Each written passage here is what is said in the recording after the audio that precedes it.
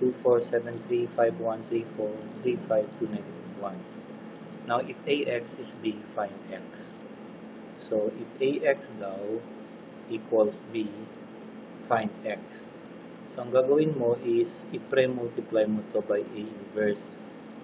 So, ang mangyari, maging A inverse AX equals A inverse B. Yung A inverse times A, that is I.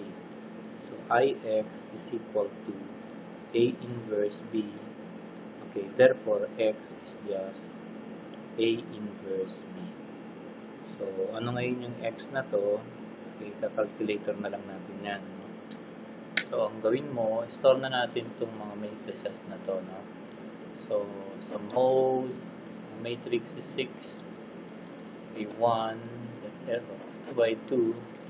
You have 2, 4, and then 1, 7, 3.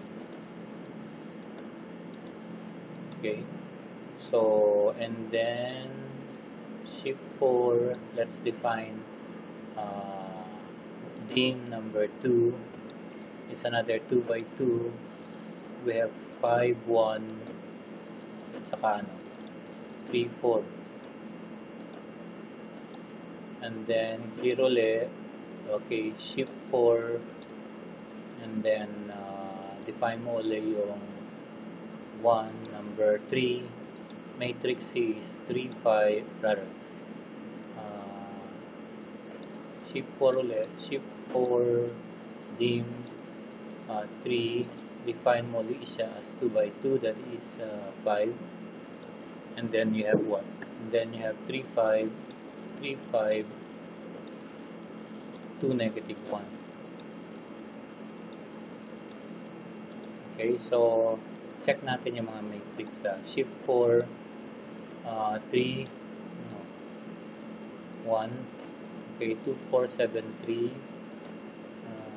shift 4, and then 4, that's 5, 1, 3, 4, and then shift 4, 5, that's 3, 5, 2, negative 1.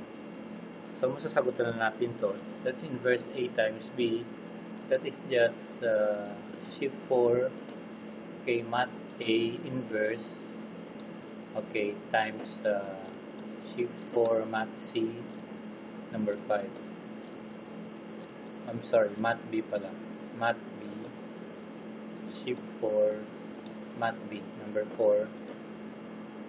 Okay, so your answer is this one. Negative 3 over 22, that's 13 over 22, then what? 29 over 22, and negative 1 over 22.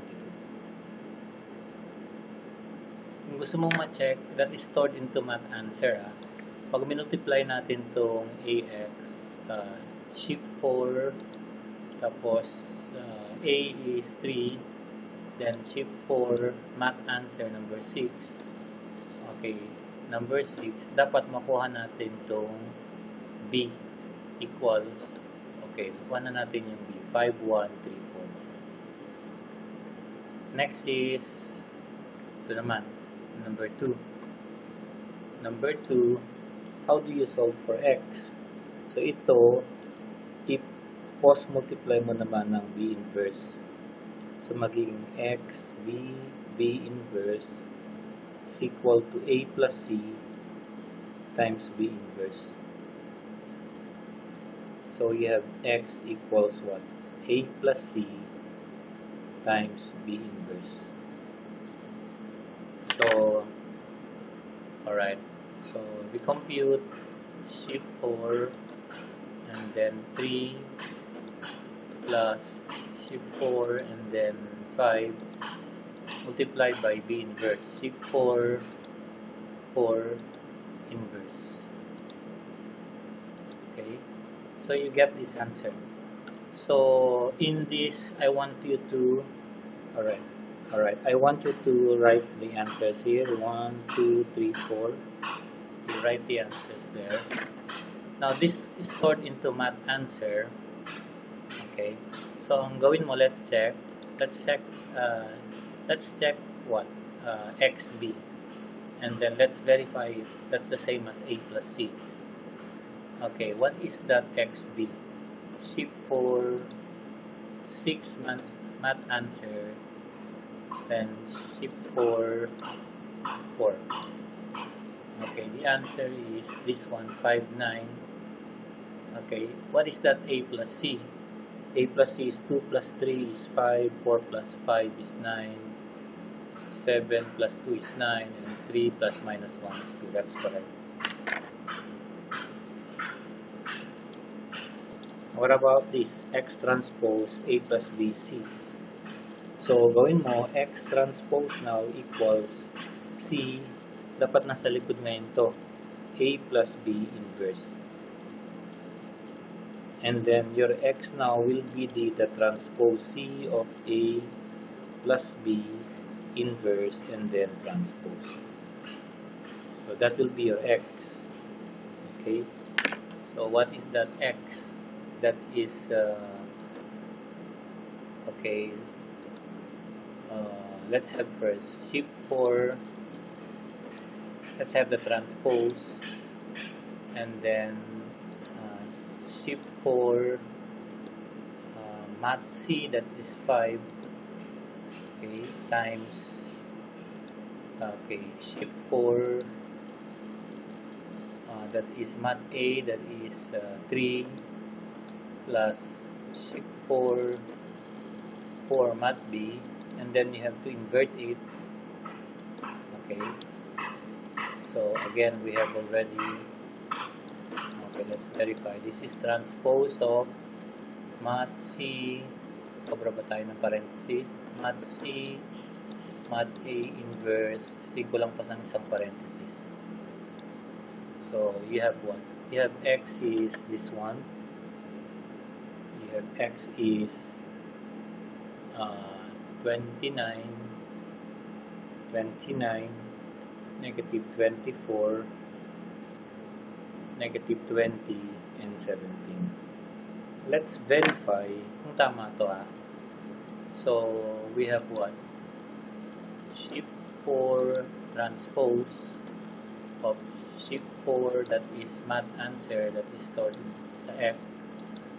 Okay, times, okay, shift for 3 plus shift for 4.